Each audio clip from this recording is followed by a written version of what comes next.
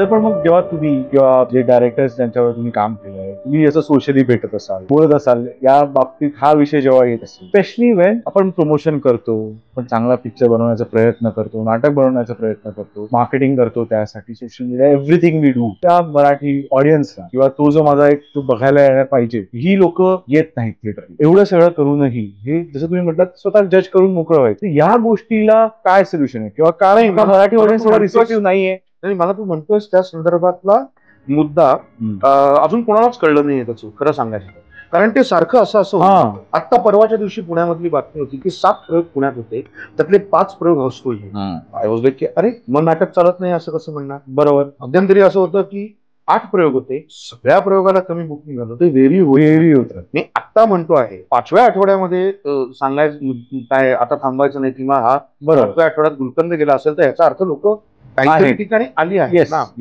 तर मला असं वाटतं याचं उत्तर खरंच माझ्यासारख्या नटाकडे नाही. उगाच त्याच्याविषयी अनालिसिस माहिती नसताना करणं राईट, हे काही बरोबर नाही. बरोबर. ते वर खाली होत राहतं.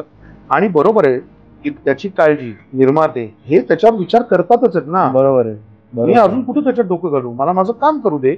मला काही ते काही प्रश्नांपासून आपण लांब राहूया.